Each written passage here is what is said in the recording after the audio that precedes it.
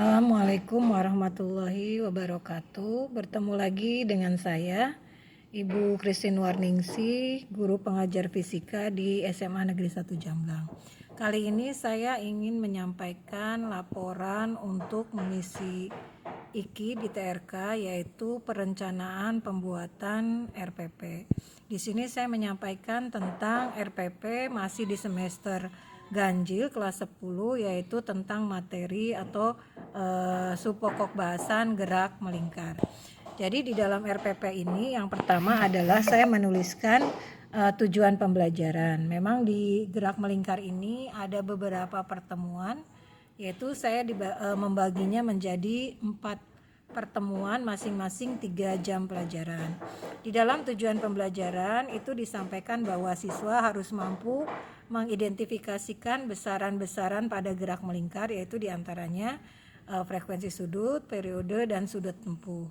Kemudian yang tujuan kedua adalah siswa mampu menghitung berapa besaran frekuensi ataupun periode ataupun sudut tempuh pada gerak melingkar, dan menghitung berapa besarnya gaya sentripetal pada gerak melingkar berdasarkan tayangan film ataupun animasi.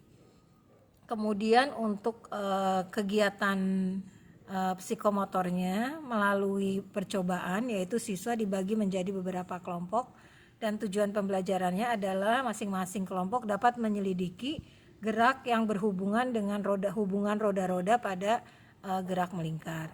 Kemudian tujuan yang keempat adalah menerapkan prinsip roda-roda yang saling berhubungan secara kualitatif.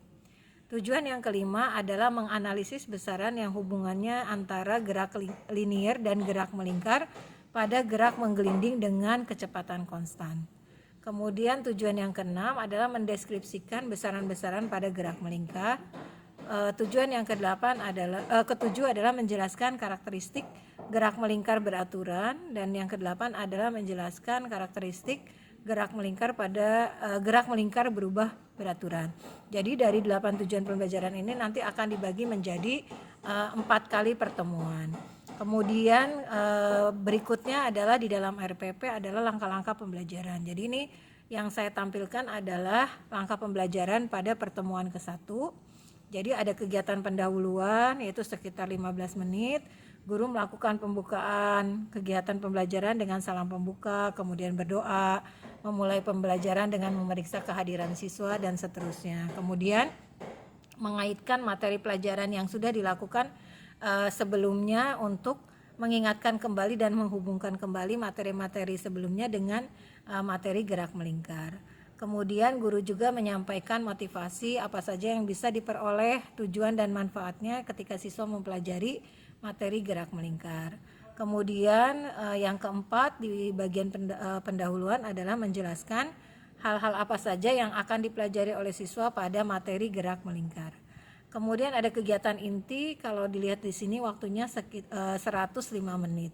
Jadi terbagi menjadi beberapa bagian, ada kegiatan literasi, kemudian critical thinking, kolaborasi, komunikasi, dan kreativitas. Nah, di sini dibagi-bagi kegiatannya, yaitu diantaranya peserta didik diberikan motivasi, rangsangan untuk memusatkan perhatian pada topik materi yang akan diajarkan. Kemudian guru memberikan kesempatan kepada peserta didik untuk mengidentifikasi sebanyak mungkin pertanyaan yang berkaitan dengan video atau gambar yang ditayangkan yang ada hubungannya dengan materi gerak melingkar. Kemudian peserta didik dibentuk menjadi beberapa kelompok, mendiskusikan, mengumpulkan informasi, mempresentasikan ulang, dan saling bertukar informasi mengenai besaran-besaran yang disampaikan pada pertemuan pertama, yaitu diantaranya tentang frekuensi, kemudian frekuensi sudut, periode, sudut tempuh, kecepatan sudut, percepatan sudut, dan gaya sentripetal. Kemudian masing-masing kelompok mempresentasikan hasil diskusinya baik secara individu maupun secara klasikal. Kemudian kelompok lain boleh mengemukakan pendapat atau bertanya pada kelompok yang tampil ke depan. Di akhirnya kemudian guru dan peserta didik sama-sama membuat kesimpulan tentang hal-hal yang dipelajari pada pertemuan pertama. Peserta didik diberikan kesempatan juga untuk bertanya jika ada yang belum dipahami. Di antaranya itu, kemudian saya langsung ke bagian penilaian karena ini kan ada pertemuan kedua dan ketiga sampai pertemuan keempat. Nah, ini di bagian penilaian itu sebentar. Di bagian penilaian itu ada beberapa teknik penilaian. Ada penilaian untuk pengetahuan, keterampilan maupun sikap. Nah, ini jadi penilaian sikap bisa melalui kegiatan observasi selama proses pembelajaran. Kemudian penilaian pengetahuan itu akan dilakukan tes lisan ataupun tes tertulis, bisa berbentuk uraian atau pilihan ganda, dan penilaian keterampilannya melalui diskusi dan praktek. Demikianlah perencanaan RPP yang bisa saya sampaikan. Mudah-mudahan bisa bermanfaat. Wassalamualaikum warahmatullahi wabarakatuh.